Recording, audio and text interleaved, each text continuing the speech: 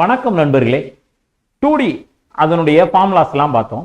இப்போ அதனுடைய பிராக்டிஸ் பார்க்க போறோம். ரொம்ப எளிமையான கொஸ்டின் கூட, அதே நேரத்தில் ப்ரீவியஸ் இயர் கொஸ்டின்ல எந்த பேட்டர்ன்ல இருக்கோ அதே கொஸ்டின் எடுத்துட்டு வந்திருக்கோம். இப்போ ஒரு சதுரத்தின் சுற்றளவு 40 சென்டிமீட்டர், அதோடைய பெரிமீட்டர் 40, பரப்பளவு என்ன? சுற்றளவுக்கு ஃபார்முலா என்ன? முதல்ல ஒரு மென்சுரேஷன்ல எந்த கொஸ்டின் கேட்டாலும் கட்டாயமா அது சேஃபா சின்னதாவது வரையணும். அப்பதான் நம்ம மைண்ட்ல, அதாவது மனதின் என்ன வேணாலும் இருக்கலாம், பிரெயினுடைய லாங்குவேஜ் அப்படின்னா நிச்சயமா இமேஜ் தான். மனசினுடைய லாங்குவேஜ் என்ன வேணாலும் இருக்கலாம், பிரெயினுடைய மூளையினுடைய மொழி அப்படின்னா படம் தான், இமேஜ் தான். அதுதான் திருப்பி ரிட்ரை பண்ணி கொண்டு வரும்.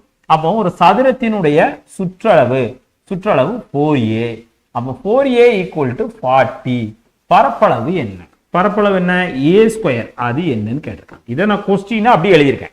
சுற்றளவு 4a னா 40, a ஸ்கொயர் என்ன? சுற்றளவு ஃபார்முலா 4a அப்படின்னு ஞாபகம் வரணும். பரப்பளவு a ஸ்கொயர் ஞாபகம் வரணும். முன்னாடி 2 4 அந்த மாதிரி நம்பர் வந்துச்சுன்னா அது சுற்றளவுக்கான ஃபார்முலா. மேல ஸ்கொயர் வந்துச்சுன்னா அது பரப்பளவுக்கான ஃபார்முலா. மேல கியூப் வந்துச்சுன்னா அது கன அளவுக்கான ஃபார்முலா. ஓகேவா? சரி, 4a = 40னா a = 40/4. இந்த 4க்கும் a க்கும் ரிலேஷன் பெருக்கல், அது அங்கோடி போகும்போது வகுத்தலா மாறும். ஒரு நாள் 4, 5 நாள் 40. அப்ப a = 10. a கண்டுபிடிச்சாச்சு, சதுரத்தினுடைய பக்கம் கண்டுபிடிச்சாச்சு. அப்ப a ஸ்கொயர் = 10 பெருக்கல் 10 = 100. ஸ்கொயர்ங்கிறதுனால 2 டைம் போட்டிருக்கோம். அப்போ 100 centimetre square. Answer 100 centimetre square. அடுத்த கொஸ்டின், ஒரு முக்கோணத்தின் அடிப்பக்கம் 10 சென்டிமீட்டர், அதன் உயரம் 12 சென்டிமீட்டர் எனில் அதன் பரப்பளவு காண்க. ஒரு முக்கோணம் இருக்கு, இது சமபக்க முக்கோணம் அப்படின்னு எடுத்துக்கிட்டாலும் இத 10, அதனுடைய உயரம் 12 அப்படி எடுத்துட்டாலும் ஓகே. இப்படி எடுத்துக்கிட்டாலும் ஓகே. என்ன அப்படிங்கிறது நம்ம அதுல என்ன ஆப்ஷன் இருக்கு அப்படிங்கிறத நம்ம சூஸ் பண்ணணும். இப்போ பொதுவா இதை தான் எடுக்கணும். இப்போ அடிப்பக்கம் 10, உயரம் 12 அப்படின்னா b × h. b × h இந்த ஃபார்மட்ல எடுக்கிறாருந்தா, இதுல எடுக்கிறாருந்தா இது bh தான். 1/2 bh ஃபார்முலா. 1/2 bh formula. பொதுவா இதை கொடுக்கறாங்க, என்ன வேர்டு கொடுத்துருவாங்கன்னா சமபக்க முக்கோணம்னு கொடுத்துருவாங்க. அப்படி கொடுக்காம அடிப்பக்க உயரம் அப்படின்னு கொடுத்தா செங்கோட முக்கோணமா தான் எடுக்கணும். இந்த ஃபார்முலால தான் எடுத்தாகும். இப்போ ஃபார்முலா படி போடுவோம். 1/2 இன்று அடிப்பக்கம் பேஸ் எவ்வளவு? 10 சென்டிமீட்டர் பேஸ். அப்போ 10. ஹைட் உயரம் எவ்வளவு? Height 12 centimetre. 2 2 10 5 12 60. அப்போ 60 சென்டிமீட்டர் ஸ்கொயர். 60 சென்டிமீட்டர் ஸ்கொயர் இந்த இருக்கு. அடுத்த கொஸ்டின், ஒரு சதுரத்தின் பக்கம் 20% அதிகரிக்கப்பட்டால் அதன் பரப்பளவு எத்தனை சதவீதம் அதிகரிக்கும்? அப்போ ஒரு சதுரத்தினுடைய பக்கம் 10 அப்படின்னு அப்ராக்சிமேட்டா எடுத்துக்கிறேன். 10 அப்படின்னு எடுத்துக்கிறேன். 10 பெருக்கல் 10 100. அப்ப சதுரத்தினுடைய பரப்பளவு 100. இயல்பா 10 எடுத்தாச்சு. இப்போ அதை விட சற்று பெரிய மதிப்பு கொண்ட சதுரம், அதாவது சதுரத்தினுடைய பக்கம் 20% அதிகரிக்கு. அப்போ 10ல 20%, அதாவது 100க்கு 20%னா 10க்கு 0 0 கேன்சல், 0 0 கேன்சல், 1 2. அப்ப 2 அதிகரிக்கு. அப்ப 10 எவ்வளவு ஆகுது? 12 ஆகுது. 12 12 144. அப்ப 20% அதிகரித்தா 100ல இருந்த பரப்பளவு 144 ஆகுது. 100 அப்படின்னு எடுக்கிறதுனால இது ஸ்ட்ரைட்டா சதவீதம்னு எடுத்துடலாம். இப்ப எத்தனை சதவீதம் கூடியிருக்கு? 44% கூடியிருக்கு. ஆன்சர் 44% கூடியிருக்குது. ஓகே, இத 10 தான் எடுக்கணும்ல, எத்தனை நாள் எடுக்கலாம். ஆனா இங்க 100 வர்ற மாதிரி வேல்யூ எடுத்தோம்னா ஸ்ட்ரைட்டா வரக்கூடிய வித்தியாசத்தை ஆன்சராவே எடுத்துடலாம். அதனால நான் 100 வரணுங்க 10 பெருக்கல் 10ன்னு எடுத்திருக்கேன். உங்க இஷ்டம் தான். ஒரு செவ்வகத்தின் நீளம் அதன் அகலத்தை போல இருமடங்கு. ஒரு செவ்வகம் நீளம் அகலத்தை போல இருமடங்கு, அகலம் 1னா நீளம் 2, அந்த மாதிரி காம்பினேஷன்ல இருக்கு. இதனுடைய சுற்றளவு 60 சென்டிமீட்டர் எனில் நீளம் எவ்வளவு? இப்போ இதை எக்ஸ்ன்னு எடுத்துக்கலாம். அப்போ இதை 2x எடுக்கலாமா? இதை எக்ஸ்ன்னு எடுத்தா இதை 2x எடுக்கலாம், அப்படிதானே? அப்போ அதனுடைய சுற்றளவு 60 சென்டிமீட்டர் அப்படின்னு கொடுத்துட்டாங்க. சுற்றளவு ஃபார்முலா என்ன? 2 × L + B, இதுதான் 60. அப்போ 2 × நீளம் 2x, அகலம் x ஈக்குவல் டு 60. அப்போ 2x + x 3x, 2 × 3x equal to 60. இப்போ 3x மட்டும் இந்த சைடுல வச்சுட்டு இந்த 2 மல்டிப்ளிகேஷன்ல இருக்கு, அங்க போகும்போது டிவிஷன்ல வரும். 60/2 1 2 32 60. அப்போ 3x equal to 30, x equal to 30/3 1 3 3 5 3 30. அப்ப x ஈக்குவல் டு 10. இப்ப என்ன கேட்டிருக்காங்க? அதன் நீளம் எவ்வளவு? நீளம் என்ன எடுத்திருக்கோம்? 2x எடுத்திருக்கோம். அப்ப x னுடைய மதிப்பு 10னா 2x ஈக்குவல் டு 2 × 10. ஏன்னா x க்கு பதிலா 2 அப்ளை பண்ணணும். அப்ப 2 10 எவ்வளவு? 20. 20 சென்டிமீட்டர் அதனுடைய நீளம். சப்போஸ் அகலம் கேட்டாங்கன்னா 1x எடுத்திருக்கோம். அப்ப 1 × 10 10, அகலம் கேட்டாங்கன்னா 10 சென்டிமீட்டர். அடுத்த கொஸ்டின், பக்க அளவு 10 சென்டிமீட்டர் கொண்ட ஒரு சமபக்க முக்கோணத்தின் பரப்பளவு என்ன? சமபக்க முக்கோணம், அப்போ A A A, அதனுடைய பரப்பளவு கேட்டிருக்கு √3/4 A². அப்போ √3/4 10 × 10, ஏன்னா பக்க அளவு எவ்வளவுதான் கொடுத்திருக்காங்க? 10 சென்டிமீட்டர் தான் கொடுத்திருக்காங்க. அதனால 10 போட்டாச்சு. A²க்கு 10 × 10. 2 2 4 I2 10, 2 2 I2 10, I5 25, 25 √3. ஆன்சர் 25 √3. இதுதான் சமபக்க முக்கோணத்தினுடைய பரப்பளவு. அடுத்த கொஸ்டின், ஒரு அரை வட்டத்தின் ஆரம் 14 சென்டிமீட்டர், அதன் சுற்றளவு என்ன? அதன் பெரிமீட்டர் சர்க்கம்ஃபரன்ஸ் எவ்வளவு அப்படின்னு கேட்டிருக்காங்க. அரை வட்டம், அதனுடைய ஆரம் 14 சென்டிமீட்டர், அதனுடைய சுற்றளவு. அரை வட்டத்தினுடைய ஆரம் என்ன? சுற்றளவு என்ன? வட்டத்தினுடைய சுற்றளவு 2πr. அப்ப அரை வட்டம்னா 2πr/2 போடணுமா? கேன்சல் ஆச்சுன்னா πr வருமா? அது கூட ஒரு நீளமா ஒரு லைன் வருதா, அது d, அப்படிதானே? அப்போ பைக்கு 22/7, ஆருக்கு 14 அவங்களே கொடுத்துட்டாங்க. பிளஸ் டி எவ்வளவு? 2 ஆரம் சேர்ந்ததுதானே ஒரு விட்டம். அப்போ 14 + 14 28 வருமா?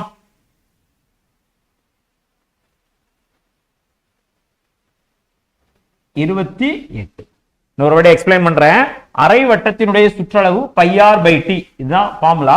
அப்போ பைக்கு 22/7, ஆருக்கு 14 போட்டாச்சு. பிளஸ் டி, டிங்கிறது 2 ஆரம் சேர்ந்தது. அப்போ ஒரு ஆரம் 14னா 2 ஆரம் சேர்ந்தது 28. 7 1 7 7 14, 2 22 44, 44 + 28 72 சென்டிமீட்டர். அப்போ இதனுடைய ஆன்சர் அரை வட்டத்தினுடைய சுற்றளவு ஈக்குவல் டு 72 சென்டிமீட்டர். அடுத்த கொஸ்டின், ஒரு சரிவகம் எப்படி இருக்கும்?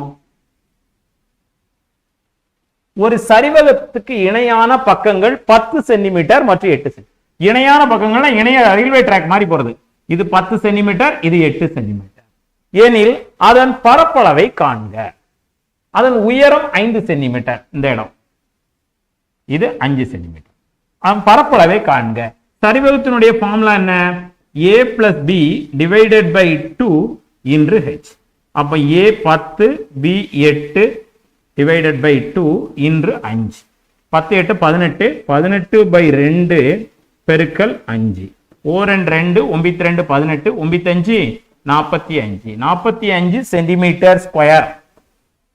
Answer 45 centimetre square. சரிவகத்தினுடைய பரப்பளவு formula a + b / 2 × h.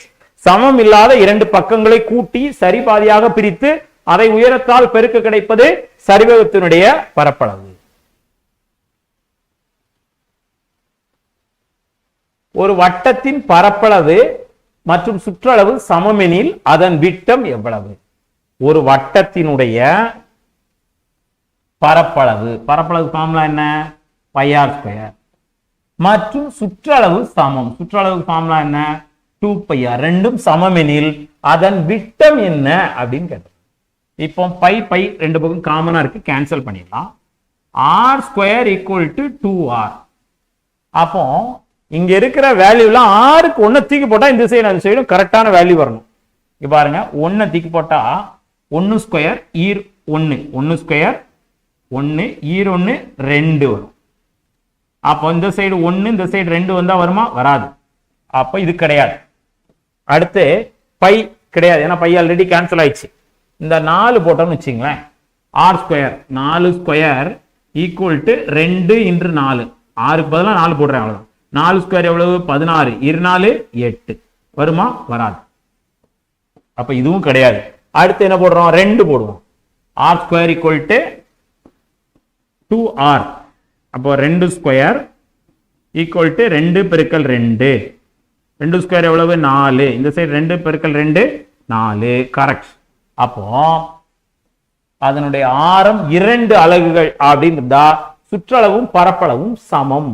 2 centimetre அல்லது 2 மீட்டர் அந்த மாதிரி இருந்துச்சுன்னா அதனுடைய சுற்றளவும் பரப்பளவும் சமம். அடுத்ததா, ஒரு சாய் சதுரத்தின் மூலை விட்டங்கள் 8 சென்டிமீட்டர் மற்றும் 6 சென்டிமீட்டர் எனில் அதன் பரப்பளவு என்ன? இது 6 சென்டிமீட்டர், இது 8 சென்டிமீட்டர். இப்போ அதனுடைய பரப்பளவு 1/2 × d1 × d2. இப்போ 1/2 × d1 எவ்வளவு? 8. d2 எவ்வளவு? 6. 2 4 2 8 4 6 24. அப்போ ஆன்சர் 24 சென்டிமீட்டர் ஸ்கொயர். ஒரு சாய் சதுரத்தினுடைய பரப்பளவு அப்படின்னு கேட்டாங்கன்னா, ஒரு சாய் சதுரத்தின் மூலை விட்டங்கள் முறையே 6 8 அப்படி கொடுத்தாங்கன்னா 2. ஒரு சாய் சதுரத்தின் மூலை விட்டம் 6 சென்டிமீட்டர் அப்படின்னு கொடுத்தாங்கன்னா 2 காமன். அப்போ 1/2 d² போட வேண்டியது. ஓகேவா? அடுத்ததா ஒரு முக்கியமான கொஸ்டின். 28 சென்டிமீட்டர் ஆரம் கொண்ட ஒரு கம்பி வட்ட வடிவில் உள்ளது. அதாவது ஒரு வட்ட வடிவமான கம்பி, இதனுடைய ஆரம் 28 சென்டிமீட்டர். அடுத்து அது ஒரு சதுரமாக வளைக்கப்பட்டால் அந்த சதுரத்தின் பக்கம் என்ன? இப்ப இந்த கம்பியை இந்த இடத்துல கட் பண்ணி இப்படி விரிச்சுட்டாங்க, நீளமா விரிச்சாச்சு. கம்பி எப்படி நீளமா விரிச்சாச்சு. விரிச்சதுக்கு அப்புறம் அந்த கம்பி இப்படி இருக்குன்னு வச்சுக்கோங்க. இப்போ இதை 4 துண்டா கட் பண்ணோம், அப்படிதானே? 4 துண்டா இப்படி கட் பண்ணி அந்த 4ஐயும் இப்படி 4 பக்கமும் வச்சு இப்படி சதுரமாக்கியாச்சு. இப்ப என்ன தெரிஞ்சுக்கணும்னா, வட்டத்தின் சுற்றளவில் இருக்கக்கூடிய கம்பி தான் இங்க சதுரத்தின் சுற்றளவா வருது. அப்ப வட்டத்தின் சுற்றளவு ஈக்குவல் சதுரத்தின் சுற்றளவு அப்படின்னு வரணும். வட்டத்தின் சுற்றளவு ஃபார்முலா என்ன? 2πr. சதுரத்தின் சுற்றளவு ஃபார்முலா என்ன? 4a. அப்ப 2πr = 4a அப்படின்னு வரும். அப்போ ஆரம், வட்டத்தினுடைய ஆரம் 28ன்னு கொடுத்துட்டாங்க. அப்ப 2 × 22/7, அதாவது பைக்கு 22/7 போட்டிருக்கேன். ஆரத்துக்கு 28 = 4a.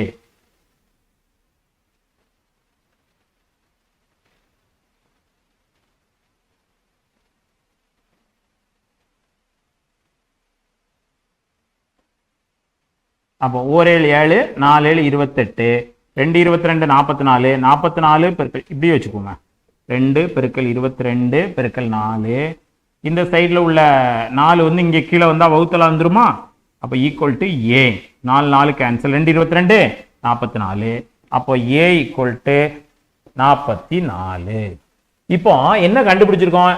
ஒரு சதுரத்தினுடைய பக்கம் தான் கண்டுபிடிச்சிருக்கோம். இதுதான் 44ன்னு கண்டுபிடிச்சிருக்கோம். நமக்கு என்ன தேவை? அந்த சதுரத்தின் பக்கம் தான் கேட்டிருக்காங்களா? ஓகே, பக்கம் என்னன்னு தான் கேட்டிருக்காங்க. அப்போ 44 சென்டிமீட்டர். வட்டத்தின் சுற்றளவும் சதுரத்தின் சுற்றளவும் சமம். எப்போ ஒரு உருவம் இன்னொரு உருவமாக வளைக்கப்பட்டால், உருக்கப்பட்டால்னா அது கதை வேற, கன அளவு சமம். வளைக்கப்பட்டால்னா இது ரெண்டும் சமம் அப்படின்னு தெரிஞ்சுக்கணும். இன்னைக்கு உள்ள கணக்குகள் ரொம்ப எளிமையான கணக்குகள் தான். அதே நேரத்தில் அதிகமான மக்கள் திணறக்கூடிய சின்ன சின்ன ட்ரிக் உள்ள கணக்குகள். நிச்சயமா இதை இன்னொரு டைம் பார்த்து நீங்க ரிவிஷன் பாயிண்ட் ஆஃப் வியூக்காக சேவ் பண்ணி வச்சுக்கோங்க. அடுத்து 3D இருக்கு, அந்த பார்ட் ரொம்ப ரொம்ப ரொம்ப உயிர் நாடிங்க. போட்டித் தேர்வரின் வெற்றியை தீர்மானிக்கின்ற பகுதி அது, அதையும் மறக்காம பாருங்க. Thank you friends. ஒரு ஊர்ல ஒரு சிற்பி இருந்தாரு. அந்த சிற்பிகிட்ட போய் ஒரு சிறுவன் வந்து நானும் ஒரு மிகப்பெரிய சிற்பி ஆகணும்னு ஆசைப்படுறேன், உங்கள்கிட்ட நான் சேர்ந்துக்கலாமா, நீங்க எனக்கு தேவையான பயிற்சிகளை கொடுப்பீங்களா அப்படின்னு கேட்டான்.